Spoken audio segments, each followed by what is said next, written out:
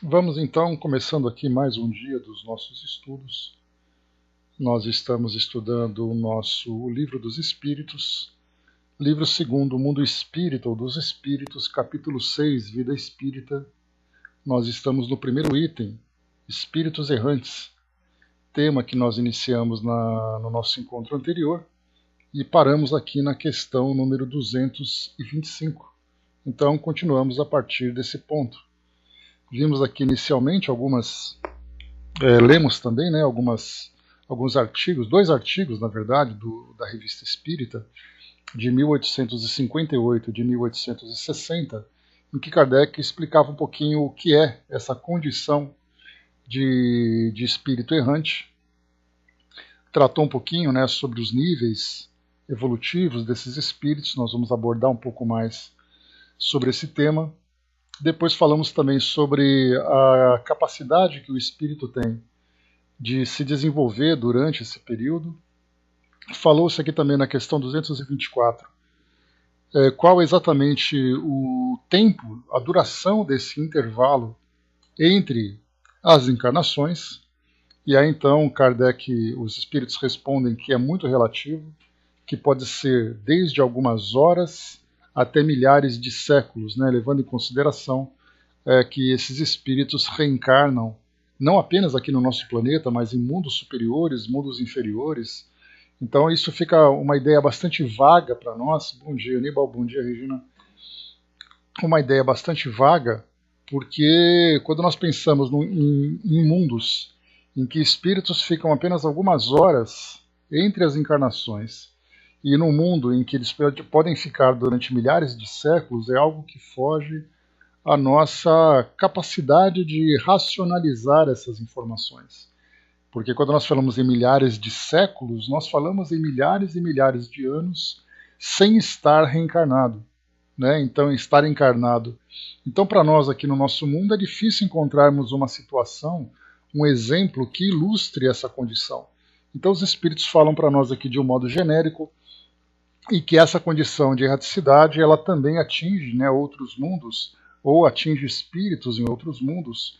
Então a gente vai tentando reduzir um pouco mais essas informações para concentrar aqui na nossa condição, embora a título de conhecimento nós ficamos sabendo, né, que em outros mundos também existe essa mesma situação.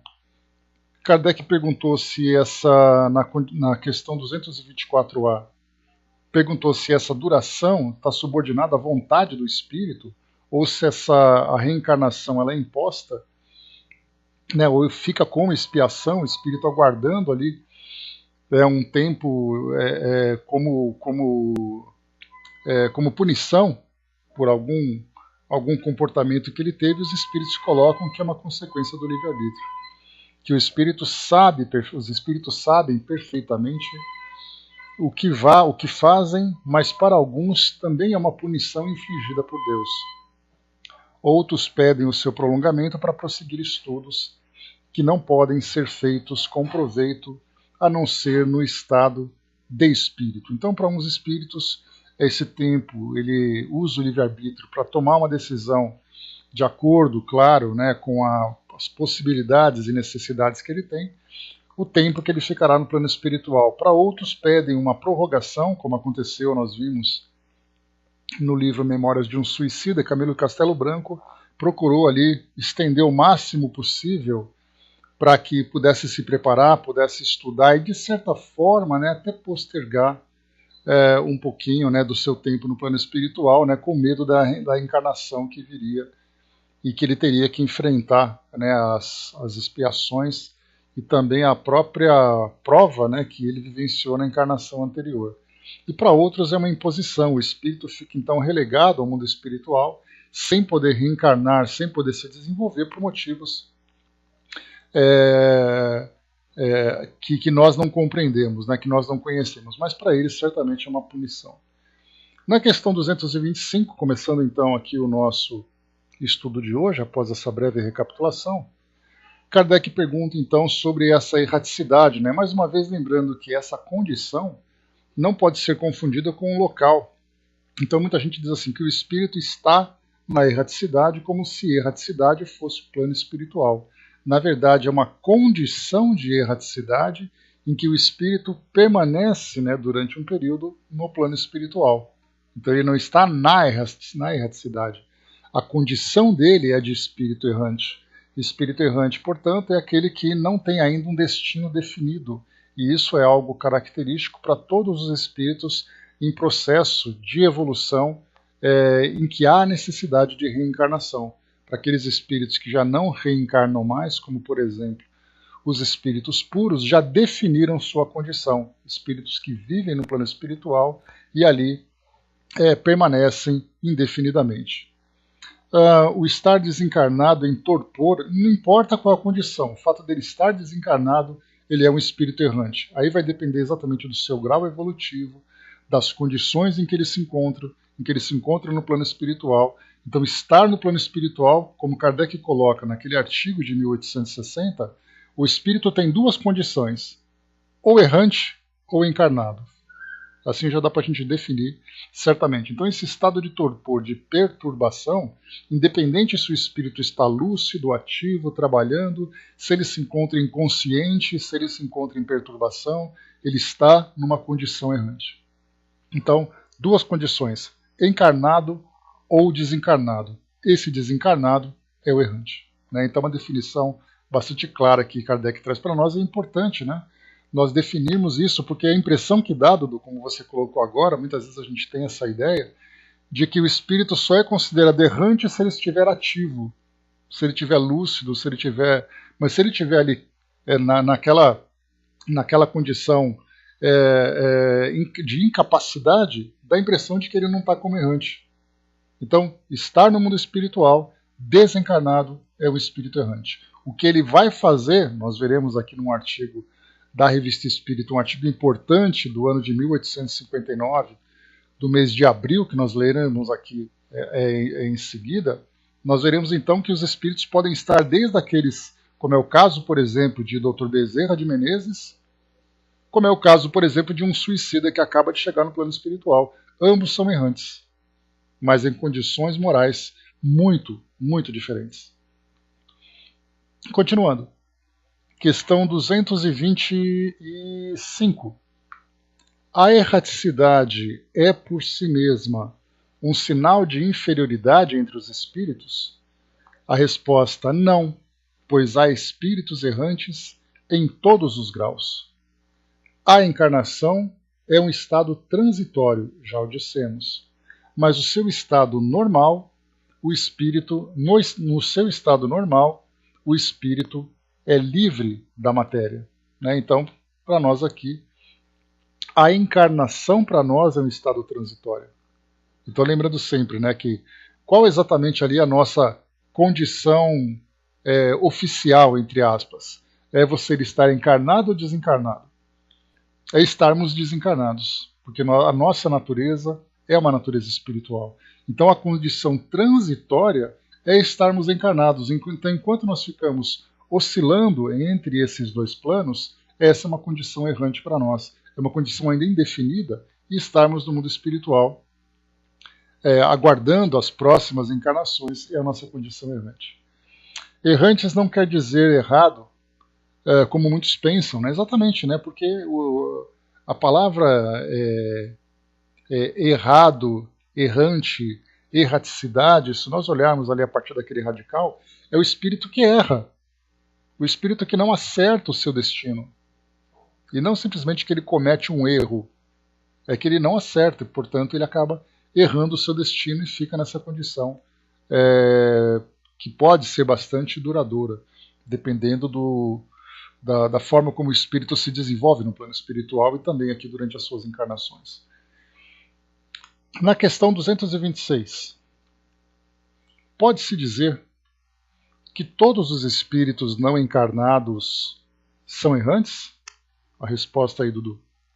Os que devem reencarnar-se, sim, mas os espíritos puros que chegaram à perfeição não são errantes. Seu estado é definitivo. Então, enquanto o espírito precisa reencarnar, independente da sua condição, naquele momento ele é considerado errante. Kardec faz um comentário aqui então. No tocante às suas qualidades íntimas, os espíritos pertencem a diferentes ordens ou graus, pelos quais passam sucessivamente à medida que se purificam. No tocante ao estado, então, primeiro, com relação às qualidades, os espíritos podem ser espíritos mais evoluídos, menos evoluídos, mais equilibrados, mais desequilibrados. Então, eles vão então mudando essa condição gradualmente conforme eles vão evoluindo. Já no que diz respeito ao seu estado, eles podem ser então encarnados, quer dizer, ligados a um corpo, ou errantes, ou desligados do corpo material e esperando uma nova encarnação para se melhorarem.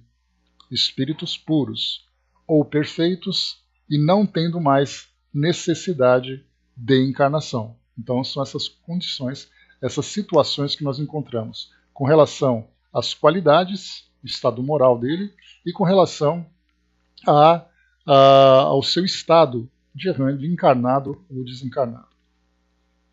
Se está desencarnado, mas ainda necessita de encarnação, só para podermos fechar esse raciocínio, ele é então um espírito errante. 227. De que maneira se instruem os espíritos errantes? Pois certamente não o fazem da maneira como nós. Né? Então é interessante a pergunta de Kardec, porque aqui no nosso mundo físico, de que modo que nós nos instruímos? Primeiro, intelectualmente, através das nossas das possibilidades de formação que nós temos, dos cursos, da escola, das universidades. Então nós vamos ali aprimorando o nosso intelecto. E moralmente depende exatamente das influências filosóficas que nós sofremos, de acordo, né, com as escolas que nós optamos, seja da filosofia, né, propriamente dita, aqui envolvendo as questões do nosso mundo material, seja das escolas religiosas que também trazem ali a sua base filosófica. Então nós temos aqui todas essas possibilidades de instrução. Mas e no caso dos espíritos? Como eles se instruem? Né? Bom dia, Gilda, bom dia, Marion, bom dia, Eve. Então, como é que os espíritos então se instruem? Essa é uma grande questão interessante, porque quando nós olhamos especificamente aqui no Livro dos Espíritos, nós falamos que os espíritos aprendem principalmente pela observação. Eles vão observando as experiências, causas e efeitos, então ele vai aprendendo através de um modo mais prático. Quando nós então chegamos nos livros que trazem para nós as experiências pessoais de alguns espíritos, como é o caso que nós vimos Memória de um Suicida, Voltei, Nosso Lar e dentre outras obras, nós vimos ali espíritos frequentando cursos universidades, como é o caso da cidade universitária lá do Hospital Maria de Nazaré, né, lá do Memória de um Suicida. Vemos André Luiz frequentando também outros cursos e assim vai. Então nós temos ali Kardec trazendo para nós uma ideia e depois esses espíritos trazendo outras. Então nós temos aqui nessa questão 227, né, de que modo que os espíritos se instruem? Estudam o seu passado e procuram o meio de se elevarem. Vêm, observam o que se passa nos lugares que percorrem, escutam os discursos dos homens esclarecidos e os conselhos dos espíritos mais elevados que eles, e isso lhes proporciona ideias que não possuíam. Aqui é interessante que a gente percebe que nós ficamos naquela angústia, né, perguntando, por exemplo, muito bem, eles estudam o seu passado, mas estudam onde? Onde que eles ficam para estudar o passado? Nós vemos, né, no caso de André Luiz, Memória de um Suicida, quando eles fazem uma revista do próprio passado, da própria história, com o auxílio de outros espíritos em determinados departamentos. Então você vai até aquele local, aquela estrutura, aí você é submetido então a um tipo de regressão, ou é colocado ali próximo a um aparelho e tudo mais, mas aqui não fala para nós de que forma que isso acontece. Fala apenas o que acontece. Então nós ficamos naquela expectativa, né? Onde será que o Livro dos Espíritos fala para nós sobre essas comunidades e suas estruturas no plano espiritual? Né? Nós não veremos aqui, obviamente, aqui no Livro dos Espíritos essa colocação. Vêm, observam o que se passa nos lugares que percorrem. A pergunta ficaria, que lugares seriam esses? Seriam apenas os lugares aqui no mundo físico, no mundo material, ou teriam lugares que os espíritos frequentam no plano espiritual? Porque há aqueles que defendem a ideia que o espírito, quando desencarna, ele vai para o espaço. Mas o espaço vazio, flutuando, que lugar seria exatamente esse espaço? Então aqui simplesmente os espíritos colocam de um modo muito isento de qualquer tipo de especulação. E é interessante a gente perceber também que Kardec, ele até fala sobre essas estruturas no plano espiritual na Revista Espírita, que nós já falamos sobre isso, lá no artigo intitulado Confissões de Voltaire. Voltaire fala sobre as viagens que ele faz no plano espiritual, as cidades dos espíritos que ele vê, e depois Kardec comenta sobre as maravilhas que os espíritos então vão revelando. Então, para quem quiser consultar, lá nas Confissões de Voltaire vai ter um pouquinho dessa passagem. Então, talvez essa seja a passagem mais direta em que Kardec fala sobre as estruturas no plano espiritual. Fora isso, nós não temos nenhum tipo de colocação. E aí então nós podemos imaginar, claro que aqui agora é uma opinião pessoal minha, e uma especulação também que nós fazemos, que os espíritos então não trataram desses assuntos, falando sobre para onde o espírito vai, como ele vive, exatamente porque a ideia era revelar a realidade do mundo espiritual dentro do aspecto moral. Então, quer dizer, os espíritos, imaginamos que a ideia é vamos falar somente desse assunto, não trataremos dessas estruturas, porque inicialmente nós não teríamos capacidade de assimilar essa ideia. Então vamos falar como os espíritos chegam no mundo espiritual, não para onde eles vão, e não onde eles vivem, apenas de que forma eles estão vivendo dentro desse universo moral. E depois coloca também, escutam os discursos dos homens esclarecidos e os conselhos dos espíritos mais elevados que eles. Então, onde ficam esses ambientes onde há debates, de que forma que os espíritos se encontram, esses encontros são programados, são ocasionais, como tudo isso acontece? Esses detalhes nós vamos então recebendo através dessas novas obras que foram publicadas, obras pós-Kardec, em especial as obras do Chico, as obras de Divaldo, como por exemplo trazendo para nós os esclarecimentos de Manuel Filomeno de Miranda, um outro espírito também que fala muito sobre essa dinâmica do mundo espiritual. A gente vai acabar estudando um dos livros dele, alguns livros de Manuel Filomeno que eu acho que são muito interessantes, porque ele fala bastante sobre a questão da loucura, da obsessão, da auto-obsessão. São temas muito bacanas de se estudar. Então nós falaremos sobre isso. Então, assim que os espíritos adquirem novas ideias, recebendo essas influências positivas, superiores, trabalhando de uma forma mais prática, observando, participando, interagindo, e ali modificando o seu modo de pensar, claro, sempre com o objetivo de crescimento. Bom dia, Arnaldo. Da questão 228. Os espíritos conservam algumas das paixões humanas? Essa é uma pergunta que ela é bastante básica para quem poderia ler a primeira vez o Livro dos Espíritos sem qualquer tipo de conhecimento sobre o mundo espiritual. Se os espíritos conservam paixões humanas, que paixões humanas seriam essas? Tudo aquilo que o espírito deseja, então são as paixões não apenas dessa parte de desejo, obviamente, mas até mesmo de valores que ele alimenta. Então, se o espírito ele tem agressividade, se ele tem desejos, se ele tem vícios, se ele tem ali aqueles hábitos que ele adquiriu aqui no mundo físico, quando ele chega no mundo espiritual, ele modifica a sua personalidade, o seu caráter, ou ele continua sendo aquilo que ele era?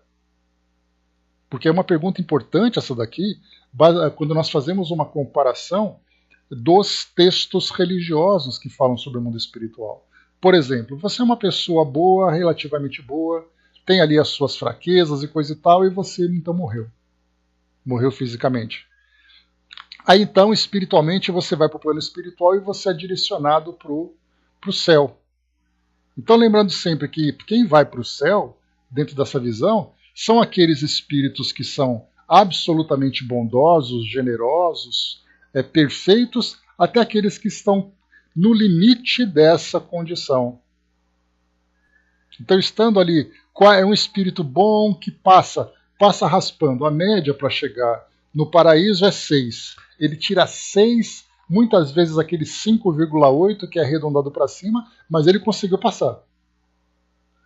Então ele leva ainda consigo muitas imperfeições, imperfeições essas que não vão comprometer esse destino no plano espiritual a partir dessa definição dos textos religiosos. Então, quando ele chega no plano espiritual, ele fica perfeito, ou ele mantém exatamente aquilo que ele tinha.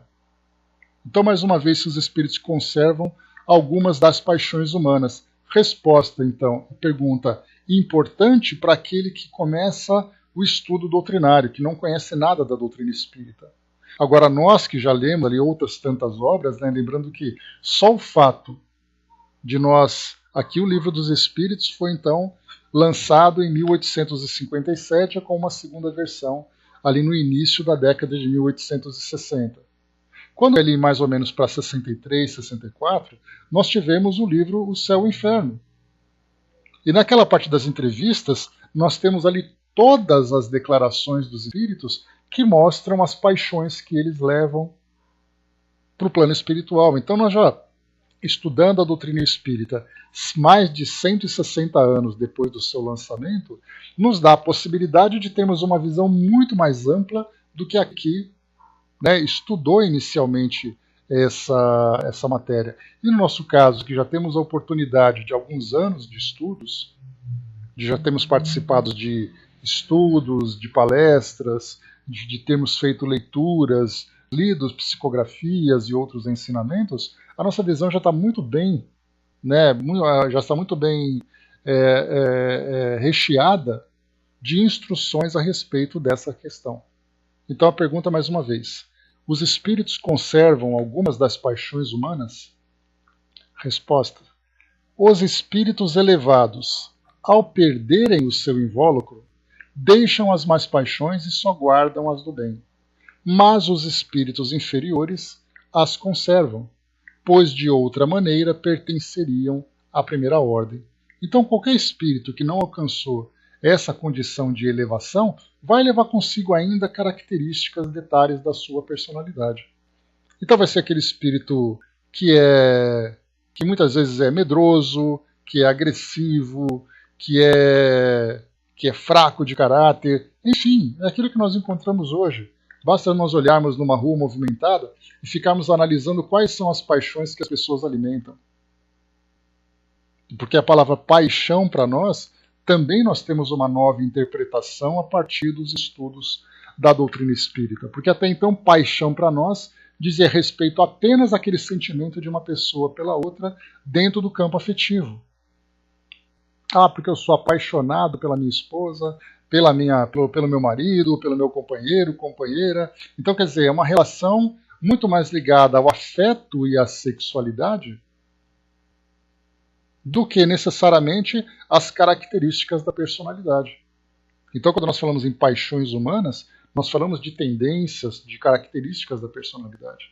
Então, isso acompanha o espírito no plano espiritual e ele vai, então, se transformando a partir do momento em que, na questão 227 que nós vimos agora, os espíritos vão se instruindo, observando o comportamento dos homens, ouvindo discursos de homens esclarecidos, de espíritos também mais elevados que eles, fazendo uma análise da sua própria história. Então ele vai percebendo, poxa, olha só como eu era, olha tudo que eu provoquei de mal, eu não quero mais ser assim. Então o espírito vai tomando decisões e vai se esforçando para domar essas más paixões, conforme lembramos, né, do Espírito Verdade, lá no Evangelho segundo o Espiritismo, né, quando ele diz para nós, né, que o verdadeiro espírita é aquele que, né, dentre outros esclarecimentos, né, é aquele que consegue domar as suas más paixões. Aquele que se esforça para conter essas más inclinações. Então, nós vemos tudo isso daí, né, que mostra exatamente que são detalhes da personalidade que o espírito, então, vai modificando conforme ele vai se esclarecendo. Ou ele vai se enrijecendo cada vez mais, quanto mais contundentes são os efeitos das paixões que ele alimenta. A questão 229. Por que os espíritos, ao deixar a Terra, não abandonam suas más paixões desde que vêm os seus inconvenientes? Então, se muitos espíritos desencarnam, espíritos numa condição inferior, chegam no mundo espiritual sofrendo naquele início as perturbações. Então ele lembra de tudo de mal que ele fez, ele sofre então aquela perturbação, aquele efeito da culpa, aquele efeito do medo sobre ele e tudo mais. Se ele sabe que isso faz mal, por que ele não se modifica? É uma pergunta interessante que Kardec fez. Se os espíritos sabem dos inconvenientes dessas más paixões, por que eles simplesmente não modificam? Por que muitos espíritos permanecem naquela condição durante muito tempo? Vemos no Céu e Inferno a história de um danado, ou o espírito de Caustolio-Darry, 200 e tantos anos vivendo aquela perturbação. Se ele sabe que aquilo é mal, por que ele não modifica? Vimos espíritos endurecidos, Rainha de Oude, outros espíritos também. Quando se fala em espírito endurecido, é importante a gente definir bem essa ideia do endurecido, porque dá a impressão de que aquele espírito rabugento, aquele espírito mau. Não, nós vimos nessa condição de espíritos endurecidos aqueles espíritos depressivos, que mantêm cristalizados em suas consciências aquela falta de vontade de viver, aquele desânimo. Esses também são espíritos endurecidos. Então, se eles sabem que isso faz mal, por que eles não modificam? A resposta dos espíritos: tens nesse mundo pessoas que são excessivamente vaidosas. Acreditais que ao deixá-lo perderão esse defeito? Após a partida da terra, sobretudo para aqueles que tiveram paixões bem vivas, resta uma espécie de atmosfera que os envolve guardando todas essas coisas más, pois o espírito não está inteiramente desprendido. É apenas por momentos que ele se entrevê a verdade, como para mostrar-lhe o bom caminho. Então é aquele espírito vicioso. Pensarmos naquele espírito que gosta dos prazeres das substâncias, seja no tabagismo, seja no alcoolismo, seja no uso de drogas, aquele indivíduo que é agressivo, aquele indivíduo que tem as viciações da sexualidade, e aí então ele desencarna tendo essas paixões bem vivas durante a sua existência aqui no mundo físico. Ficamos então com essa questão. Será que o espírito, simplesmente por morrer, ele vai dizer, não, eu era viciado naquela promiscuidade sexual, e agora que eu desencarnei eu não tenho mais esse problema. É algo que ele precisa disso. Ele tem ainda essas necessidades. Então não é de uma hora para outra. Basta ver que nós, até mesmo nós que somos estudantes, nós que convivemos diariamente com essas mensagens, nós ainda assim temos dificuldade de modificar nosso comportamento numa série de situações. Dentro do campo íntimo, dentro da nossa relação familiar, no nosso campo profissional, social, seja qual for. Muitas vezes o fanatismo que nós trazemos dentro do campo religioso, nós encontramos isso em todas as escolas, inclusive dentro da própria doutrina espírita. Bom dia, mano. Inclusive dentro da própria doutrina, nós vemos então assim, não, porque fora do espiritismo não há salvação, fora da Bíblia não há salvação, fora do Alcorão não há salvação, fora disso não há salvação. E o espírito fica tão alienado, tomado por essa paixão, que quando ele chega no plano espiritual, ele vai viver em função daquilo que ele acreditava. Só então, como foi colocado aqui pelos espíritos, né, é apenas por momentos que ele entrevê a verdade, como para mostrar-lhe o bom caminho. Então ele tem ali os seus momentos de lucidez, mas as paixões ainda são muito intensas. Então somente, infelizmente, é através do sofrimento, é através da dor, que o espírito então começa a ter aquele desejo de se modificar. Muitas vezes temos espíritos que chegam realmente no fundo do poço. Quando eles dizem, não aguento ver isso. André Luiz, contando a sua história, nós vimos que naquela condição de perturbação em que ele se encontrava, no umbral que foi descrito para nós, Somente depois que ele realmente modificou o seu modo de pensar, quando que ele foi atendido. E depois, no plano espiritual, ele começou também a se modificar, começou também a passar por aquele sofrimento, veio o esclarecimento e agora ele começava então a ver de um modo diferente a sua existência. Então as paixões são ainda fraquezas que nós trazemos que inicialmente para nós dá uma ideia prazerosa, uma ideia de satisfação, mas que tem o seu preço. E é um preço que infelizmente se torna muito alto para muitos de nós. Fatival lembrou aqui, né, o que chamo de coração é em verdade meu espírito que sente e se transforma. O coração para nós é aquele símbolo do sentimento, né? E o sentimento mais nobre que nós temos no nosso coração é exatamente o amor, e é o objetivo para todos nós. Só que para atingirmos esse amor nós precisamos ainda passar, né, por experiências muito dolorosas para primeiro passar por essa depuração, tirando aquilo que é o mais grosseiro que existe dentro de nós. Porque toda a paixão, os espíritos lembram, nós falaremos sobre isso lá na quarta parte aqui do Livro dos Espíritos, falando sobre essas paixões, a quarta ou terceira parte, não me recordo exatamente, mas os espíritos falam que a paixão é uma força poderosa que existe dentro de nós, que nos mobiliza para grandes realizações. Mas se essa paixão não for bem controlada, é como se fosse aquele cavalo selvagem que nós não conseguimos domar. Ele sai destrambelhado, batendo em tudo, derrubando tudo. Assim são as nossas paixões. E nós vemos isso com facilidade nos tempos atuais que nós estamos vivendo. Dentro do campo político, dentro do campo esportivo, dentro do campo religioso. Nós temos aqueles que defendem com tamanha vontade as suas próprias ideias em torno, né, dessa paixão, que muitas vezes até nós temos ali brigas, temos morte, temos destruições, temos guerras que acontecem em virtude dessas paixões descontroladas. Então, por que não abandonam? Porque não é tão simples, mas eles vão gradualmente, a partir do despertar da consciência, seja pela dor, seja pelo amor, ele vai então percebendo aquilo que é a verdade. E aí então, dependendo da motivação que ele tem, da intensidade da sua vontade, esse tempo pode durar mais ou menos tempo, né? Esse tempo de transformação pode durar mais ou menos tempo. Tem espíritos que chegam no plano espiritual e rapidamente se transformam. Querem um exemplo prático?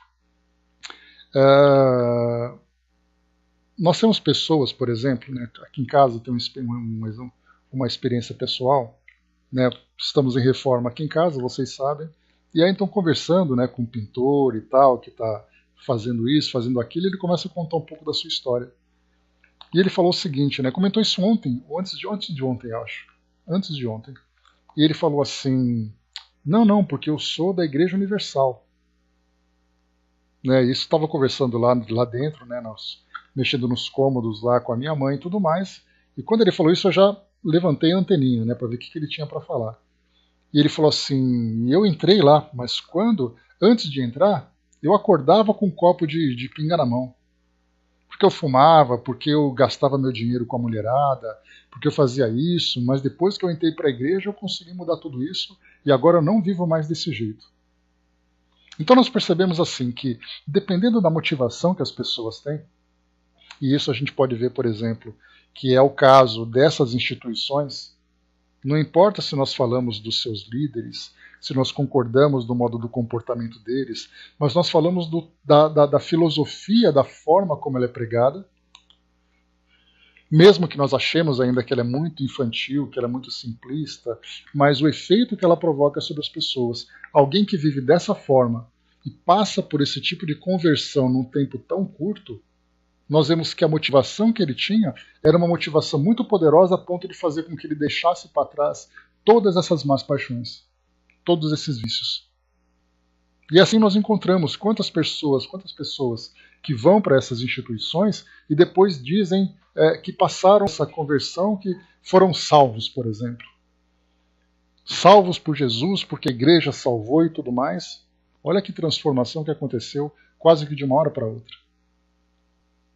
E assim acontece em todos os ambientes que trazem para nós, né, vamos dizer assim, as escolas espirituais, que podem ter ali um currículo bem elaborado ou podem ter um currículo superficial, mas o que nós falamos é da transformação que isso promove no coração das pessoas. Isso acontece aqui no nosso mundo e para alguns espíritos acontece no plano espiritual. E há outros que não importa se ele vai para uma igreja ou se ele não vai, ele não muda o caráter dele. Pelo contrário, muitas vezes até lá dentro mesmo ele comete ali os seus equívocos. A Marion lembrou, né? E sempre há quem necessite desse tipo de crença, sim, sem dúvida nenhuma. Para muitos, eu já comentei com vocês, né, Marion, que nós temos ali espíritos, por exemplo, que, de acordo com as fraquezas morais que eles trazem, e que são fraquezas absolutamente destrutivas, eles reencarnam, né? Até trouxe para vocês uma história, né, para poder ilustrar, de uma mulher que ela tinha uma tendência à sexualidade desregrada, extremamente destrutiva para ela e para as pessoas próximas. Na encarnação seguinte, então, como programação, ela reencarnou num estado, num país onde o islamismo tirava ali todos os direitos da mulher. Como é o caso, né, que a gente tem, né, de pegar, por exemplo, o Irã, Afeganistão, aqueles casos em que a mulher fica reclusa em casa, vestidas do pé à cabeça, e qualquer erro que ela cometa, ela vai levar pedrada, vai levar chibatada. Para aquele espírito, esse foi o único jeito de controlar essas más tendências. Ela teve que reencarnar num lugar onde ela era privada de todo tipo de liberdade. Olha só como o mundo espiritual procura sempre o melhor caminho para o nosso bem, mesmo quando nós sofremos por isso dentro da nossa visão superficial. Mas sofríamos muito mais por essas más paixões e não nos dávamos conta, e ainda por cima sofríamos as suas consequências. Sim, viver no limite ali da vida e da morte, mas com todas as privações, porque ela precisava dessa rigidez. Para outros espíritos, vem ali uma doença, uma limitação física. Para outros vem uma limitação social. Cada um tomando um remédio, muitas vezes bastante amargo, de acordo com a doença que ele traz. Sempre visando o nosso reajuste. Somos nós que temos uma interpretação dizendo assim, porque eu queria ser feliz. Mas qual é exatamente a nossa interpretação de felicidade? A felicidade para nós é exatamente viver esses prazeres. Eu sou feliz porque eu faço o que eu quero, com quem eu quero, porque eu posso, porque eu tenho dinheiro. Se eu pudesse contar todas as minhas histórias, que felicidade. Olha só como é que é a nossa vida. E o espírito, então, vive ali adormecido, a consciência espiritual vive adormecida, enquanto que a consciência material se encontra plenamente ativa. Só que de uma atividade absolutamente destrutiva. Bom dia, Rose. Continuando aqui, pessoal, vamos lá. Questão 230. O espírito progride no estado errante? Já sabemos que sim, né, por tudo aquilo que nós já estudamos. Então vamos lá, os espíritos respondem. Pode melhorar-se bastante, sempre de acordo com sua vontade e seu desejo. Mas é na existência corpórea que ele põe em prática as novas ideias adquiridas. Então, ou seja, o espírito viveu uma encarnação. Tinha ali as suas paixões, cometeu os seus erros, sofreu e fez sofrer. Aí então ele desencarna, chega no plano espiritual e continua sofrendo. Tal vida, tal morte. No plano espiritual, então, vem aquele sofrimento todo, aquela angústia. Mas aí o espírito, com aquele sofrimento todo, ele fala, não, eu quero melhorar. Eu quero fazer diferente, eu não aguento mais viver isso. Eu estou sinceramente e profundamente arrependido de tudo aquilo que eu vivi, que eu fiz as pessoas sofrerem. Então eu quero estudar, eu quero me preparar, eu vou aprender, eu vou trabalhar lá nas câmaras de retificação, fazendo plantão noturno dobrado, porque eu quero realmente melhorar.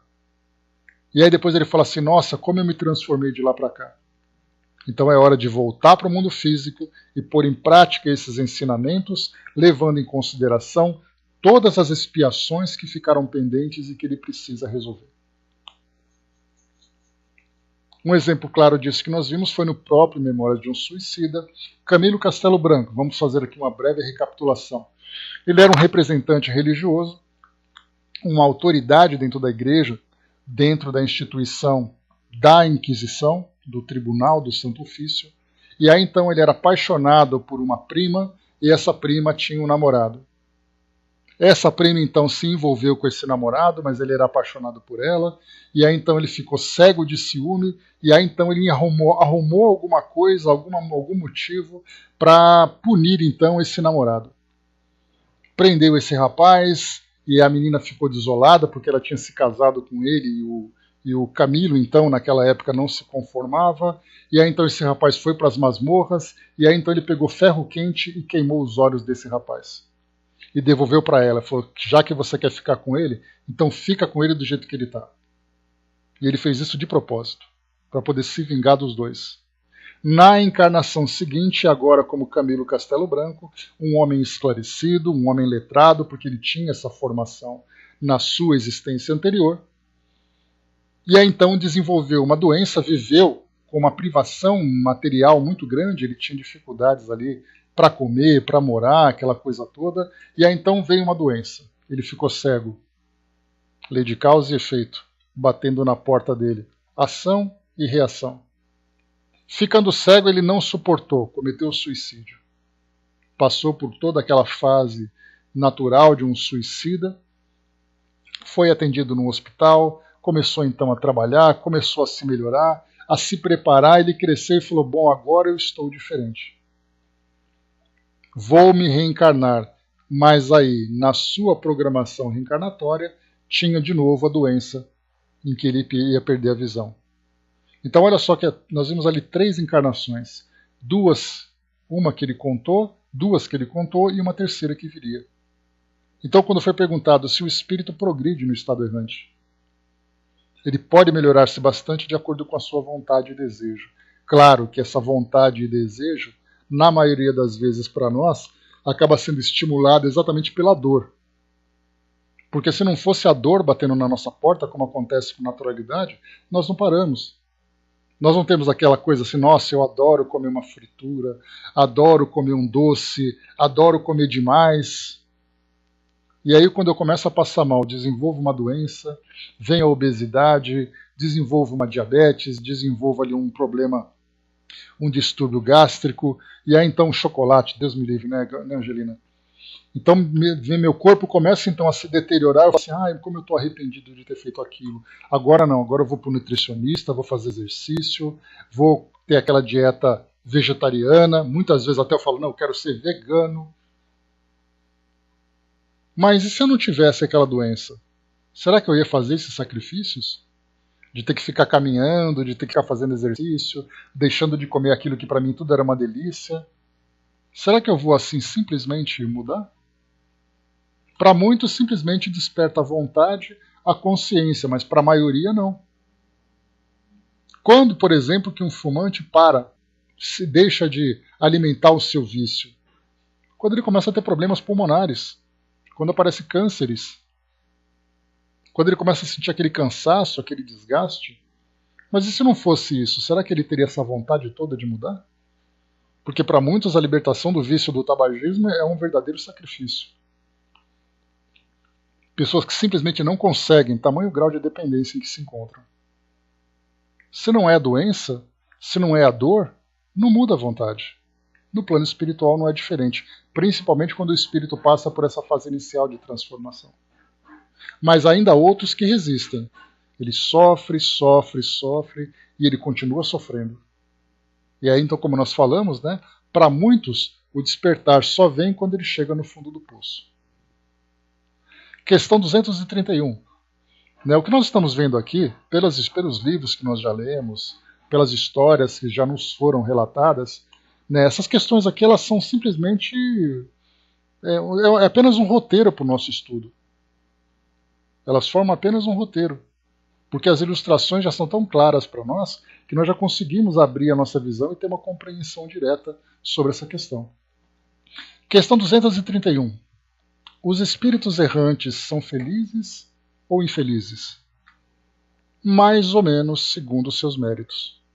Sofrem as paixões, cujos germes conservam, ou são felizes segundo a sua maior ou menor desmaterialização.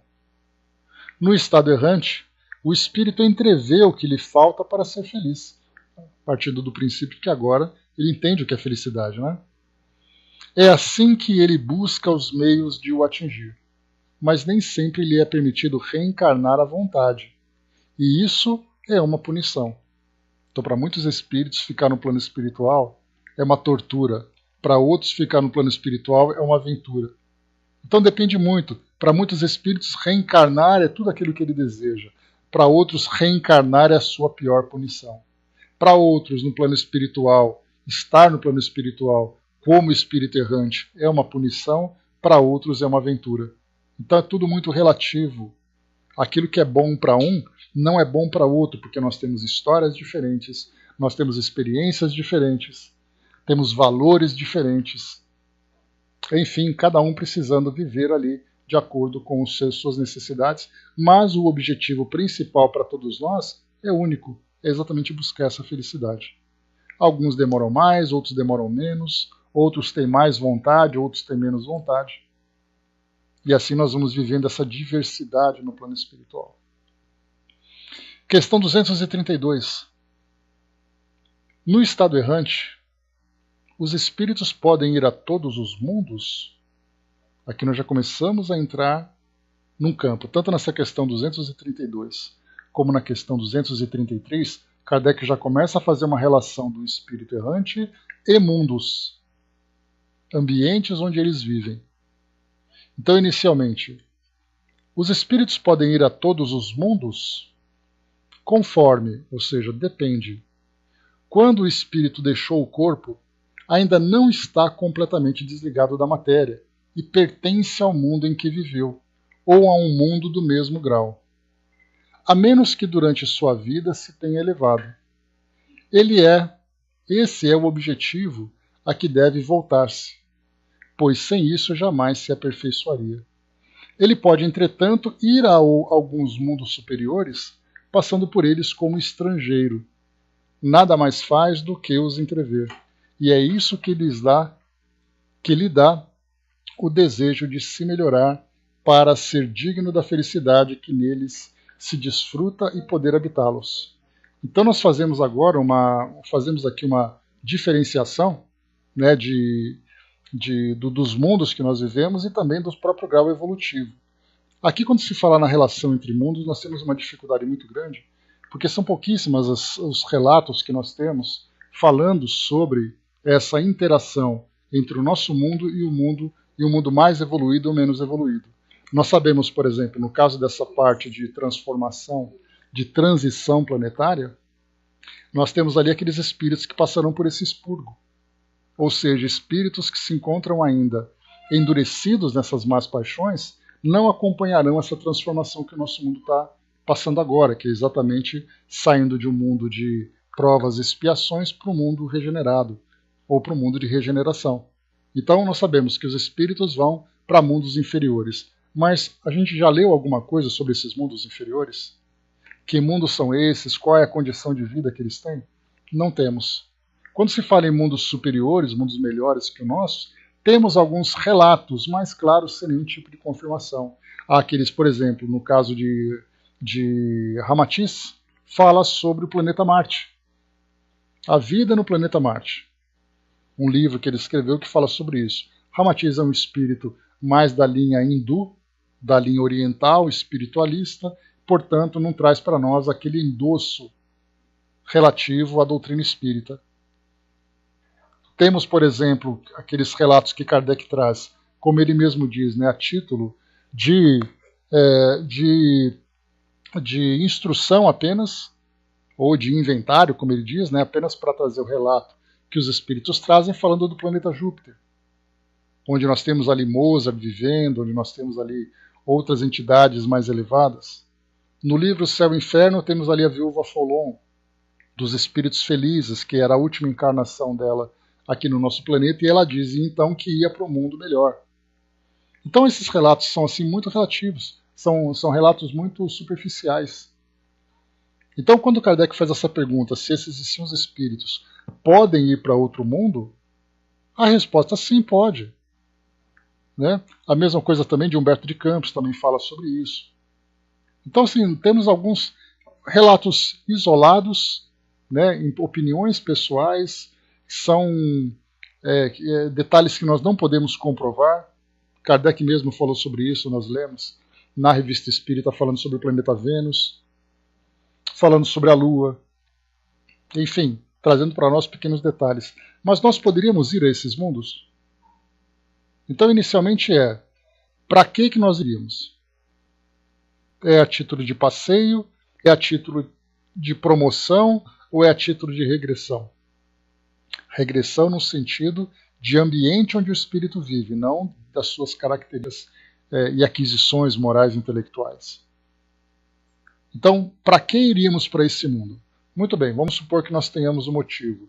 Então, ou eu vou migrar para esse outro mundo, que é o caso que a gente tem visto das transições planetárias, da transição planetária. Então, espíritos aqui endurecidos vão para esses mundos, como aconteceu e está acontecendo também aqui no nosso planeta. Houve aquele tempo em que espíritos, por exemplo, de Capela, como lembra Emmanuel e também outros livros, falam para nós então que espíritos que foram também expurgados daquele mundo, foram expulsos temporariamente daquele mundo pela rebeldia, pelo endurecimento, e vieram aqui reencarnar. Porque aqui era ainda um mundo primitivo, um mundo atrasado. E eles vieram, embora expulsos de lá, trazendo conhecimentos, trazendo valores que eram melhores. E aí então, agora nessa fase que nós estamos vivendo de transição planetária, nós temos aqui espíritos, como lembra no próprio livro Transição Planetária, psicografado pelo Divaldo, nós temos então espíritos que estão vindo para cá para nos ajudar nessa promoção. Que já não é nesse caso, né, visitantes. São espíritos que vêm para cá como missionários. Então existem aquelas situações de espíritos aqui do mundo físico. Eu poderia até falar espíritos terráqueos, mas não é o caso, porque o espírito ele é universal. Ele não é do planeta Terra, ele está no planeta Terra. Essa estada pode durar milênios, porque o espírito só realmente modifica de mundo se houver absolutamente necessidade. Não sabemos quais são os critérios que os espíritos utilizam para essas mudanças, né, de pensar assim, olha, esse espírito não vai mais reencarnar nesse planeta, embora ele não tenha se elevado espiritualmente. Ele vai mudar para outro. Vamos fazer uma especulação? Só para a gente poder ilustrar. Vamos pensar, por exemplo, onde reencarnaria o espírito Adolf Hitler. Aqui nesse mundo onde ele vive, ele é tão odiado por aquilo que ele fez pelas suas vítimas, que ele reencarnando aqui, ele teria tamanho tormento que ele não conseguiria se desenvolver, mesmo que ele reencarnasse, como muitos relatos surgem para nós, num corpo escondido no meio de um país que ninguém sabe quem é.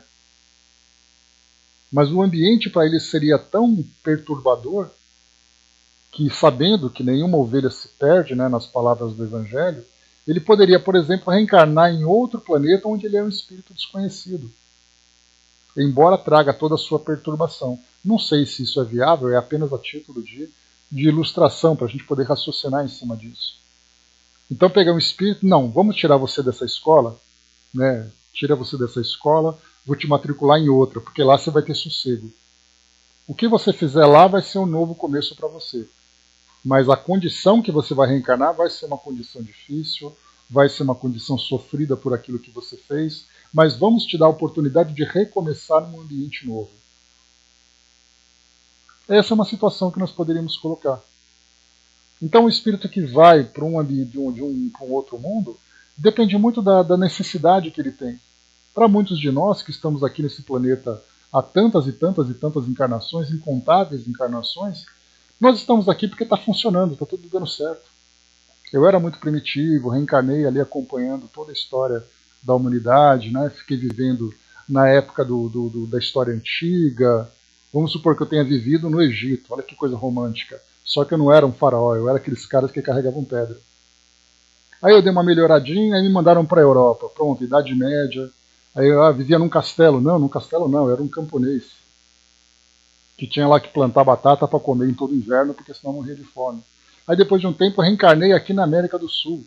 Olha que legal, você veio como navegador. Não, eu vim como escravo. E aqui eu estou me desenvolvendo aqui no Brasil agora, na próxima encarnação, para onde eu vou? Então, quer dizer, eu vou passando de ambientes em ambientes, de prazos de períodos em períodos, seguindo um processo evolutivo que está dando certo. Então a gente especula que o motivo que um espírito tem para sair desse ambiente para ir em outro deve ser um motivo de exceção. Porque a regra é continuar vivendo naquela escola até ele se formar. Que foi o caso da viúva Folon. Reencarnava, reencarnava, reencarnava, se tornou um espírito tão bom que já chegou a hora dela mudar de escola. Foi para um outro mundo, como ela relata lá na entrevista que ela dá a Kardec. Por isso, então, mais uma vez, olha só a pergunta, depois dessa ilustração toda, vamos aqui para a pergunta. No caso errante, os espíritos podem ir a todos os mundos? Depende. Quando o espírito deixou o corpo, ainda não está completamente desligado da matéria e pertence ao mundo em que viveu ou a um mundo do mesmo grau. Esse desligado da matéria, nós falamos, por exemplo, dos próprios fluidos. O nosso perispírito, ele é formado por esses fluidos característicos desse nosso mundo. Pela sua densidade, pela sua qualidade. Se não aqui nesse mundo, eu poderia até ir para um outro mundo compatível com esse. Mas eu não poderia ir para um mundo melhor se eu não tiver merecimento para isso. Porque o melhoramento do espírito faz com que ele vá se depurando. O seu perispírito, se a gente puder usar assim, uma comparação bem simplista, é como se nós fôssemos formados do barro, né? Olha que legal. Como acontece naturalmente na descrição do Evangelho. Do Evangelho não, lá da Gênese, né? Formou o homem do barro, da lama. Beleza. Aí então, em vez de ser formado da lama, eu sou formado da poeira. Olha que fofo. Meu perispírito já não é mais de lama. Ele é de poeira, muito mais sutil, muito mais leve. E aí então, o mundo dessa mesma natureza é esse mundo que vai me acolher. E é de lá que eu vou tirar os fluidos necessários para formar o meu perispírito. Esse é um tema também extremamente complexo. Nós temos poucas informações sobre isso. Não podemos estudar isso de uma forma prática, de uma forma experimental, empírica. Nós temos então apenas que guardar as informações teóricas. E fica difícil para a gente ter ideia. Mas ele continua dizendo para nós, a menos que, nesse caso, né, do podendo mudar de mundo, a menos que durante a sua vida se tenha elevado, o caso da Folon que nós comentamos. Ou o caso do Dr. Bezerra de Menezes também que nós falamos ontem, né, que ele poderia alcançar uma condição de um mundo melhor, mas ele optou por continuar aqui como um guardião, né, do nosso planeta. Esse é o objetivo a que deve voltar-se, pois sem isso jamais aperfeiçoará. Ele pode, entretanto, aqui uma exceção, ir a alguns mundos superiores passando por eles como estrangeiro. Ou seja, vai como visitante. Você chega lá, vai... É mais ou menos aqui o brasileiro que vai para um país europeu que tem uma estrutura social melhor, uma estrutura física melhor. E aí então você vai lá, tira umas fotografias e tal e volta para cá depois. Mas por que você vai lá? Porque você teve um determinado merecimento para que te dá a oportunidade de você vislumbrar mundos superiores. Bom dia, Miriam. Então você vai lá para você ver como é. Isso, sem dúvida, para nós, podemos dizer assim que essas excursões, que são apenas para mostrar para nós qual vai ser o nosso destino de acordo com a nossa melhora. E depois de fazer uma visita dessa, sem dúvida nenhuma, nós voltamos muito motivados a querer realmente viver essa nova realidade. E depois coloca, né, nada mais faz do que os entrever, que é o estrangeiro, né? E é isso que lhe dá o desejo de se melhorar para ser digno da felicidade que neles se desfruta e poder habitá-los. Então você vai, olha e volta. Isso porque o espírito ele adquire uma condição de merecer esse passeio, essa excursão. Porque os demais não, olha, você não tem nada para olhar lá. Você está tão endurecido, tão atrasado, que você vai continuar aqui trabalhando, trabalhando, trabalhando. E depois, para fecharmos na questão 233, os espíritos já purificados vêm aos mundos inferiores? Os purificados podemos chamar de espíritos puros. Aí podemos dizer Jesus era um espírito puro? Kardec afirma que sim, embora há controvérsia sobre esse tema. Mas vamos lá, espíritos purificados vêm aos mundos inferiores? Vêm frequentemente, a fim de os ajudar a progredir. Sem isso, esses mundos estariam entregues a si mesmos, sem guias para os orientar. E aqui nós lembramos que quando nós falamos em espíritos puros, a referência que nós temos talvez seja apenas Jesus. Mas quantos espíritos puros que para nós ainda são anônimos, porque eles não fazem questão nenhuma de promover, de autopromoção? Olha, fala para aquele povo lá que eu estou indo, o meu nome é tal, que me esperem. Aí vem aquele cerimonial, o espírito não precisa de nada disso. Não tem esse ego, não tem essa vaidade para alimentar. Então nós somos guardados aqui por muitos espíritos que nós sequer imaginamos que existem. E esses espíritos trabalham não apenas nesse grupo, mas também coordenando tarefas. E principalmente os espíritos têm dito que nesse momento de transição que o nosso planeta vem passando, nessas últimas décadas, ou podemos dizer até nesses poucos séculos de lá para cá, né, do que vem acontecendo, nós estamos assim, né, eu chego até ali isso, né, que os olhos dessa parte do universo estão voltados para o nosso planeta. Porque todo momento em que um planeta passa por essa fase de transformação é um momento muito especial. Eu não me recordo onde eu li isso, mas eu achei belíssimo.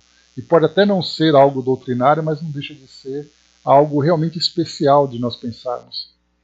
O momento em que o planeta passa por essa transformação, nessas desencarnações em massa, nessas emigrações, nessas imigrações, aquelas massas de espíritos indo para mundos inferiores porque não estão mais compatíveis com o nosso mundo, espíritos superiores que vêm até nós para nos ajudar na nossa evolução.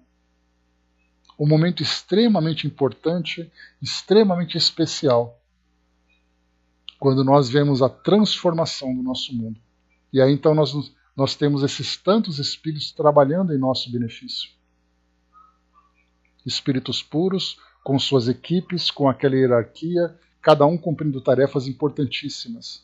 E nós estamos completamente alheios a tudo isso. Nós achamos que o nosso mundo eu tenho que acordar de manhã, tenho que fazer meu trabalho, tenho que fazer meu estudo, tenho que fazer isso, pagar minhas contas e dormir de novo. E em volta de nós essa mobilização toda dessas entidades do mais alto grau de elevação. E nós os ignoramos completamente.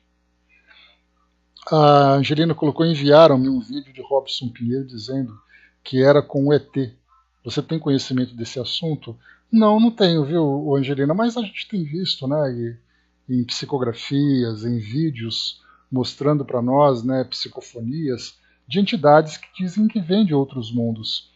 É aquela história, né? Robson Pinheiro ele tem um trabalho muito ligado com a linha da Umbanda, né? Então, assim, quando nós falamos em algo doutrinário, eu pelo menos não o coloco como referência, mas é impossível que isso esteja acontecendo? Não. Então, assim, o fato de nós dizermos que entidades de outros mundos estão vindo para cá, quem são esses outros mundos? Quem são esses espíritos? É que nós chamamos de ET, né? Extraterrestre. E esse ET, quando se fala em ET, a primeira coisa que nós imaginamos é aquele bichinho verde de anteninhas, né? Ou então o ET do cinema.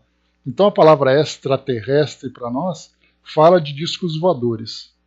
Então modifiquemos um pouco essa expressão, porque ela acaba nos confundindo e trazendo muito mais uma fantasia, uma ilusão, do que uma realidade. Se nós dissermos que muitos espíritos de outros mundos estão aqui entre nós, não tenhamos dúvida disso.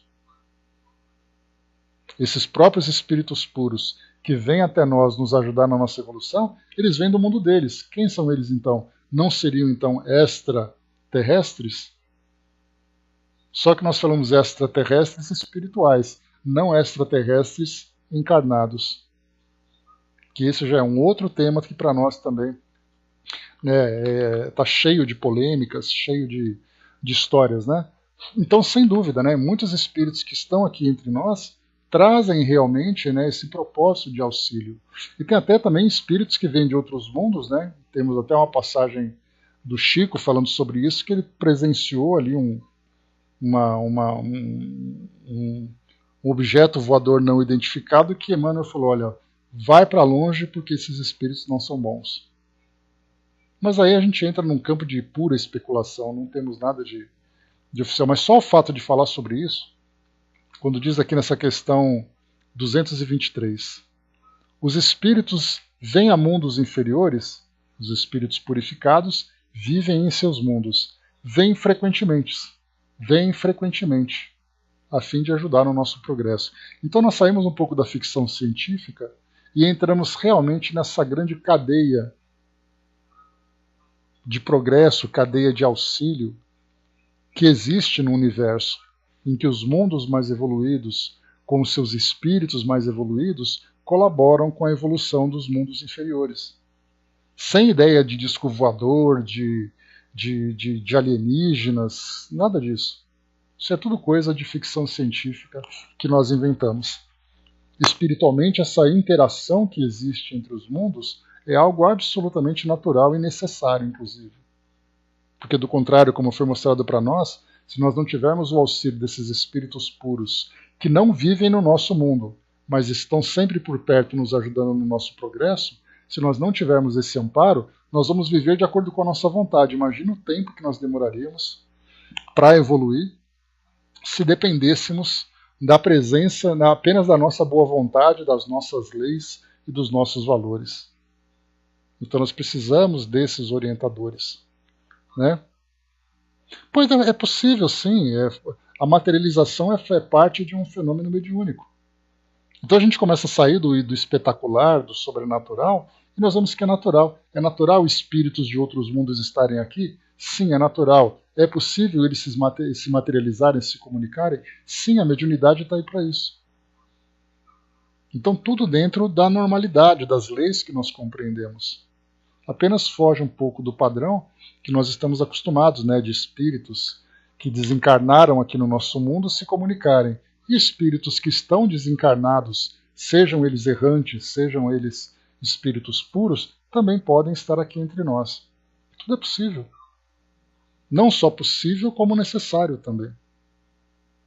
Então quando a gente fala assim, porque um ET veio aqui, é igual aquela história do Raul Teixeira, né, para nós finalizarmos.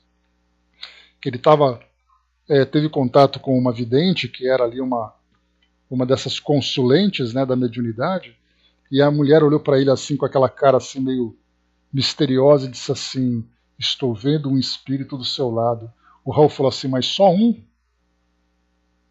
Pode procurar que a senhora vai achar mais. Então quando a gente fala assim, tem um espírito do seu lado, é uma coisa tão normal nós estarmos rodeados de espíritos, que é a mesma coisa, nossa, tem um espírito ET que esteja aqui. Oi, qual é o problema? Ontem mesmo eu devia ter meia dúzia aqui do meu lado. Vai saber.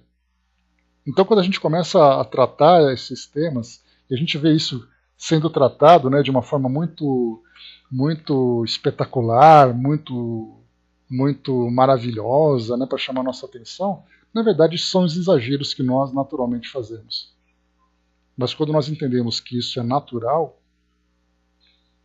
a grande cadeia de solidariedade, eu tinha me fugido desse nome, cadeia de solidariedade, Leon Denis fala sobre isso, onde os mais fortes ajudam os mais fracos.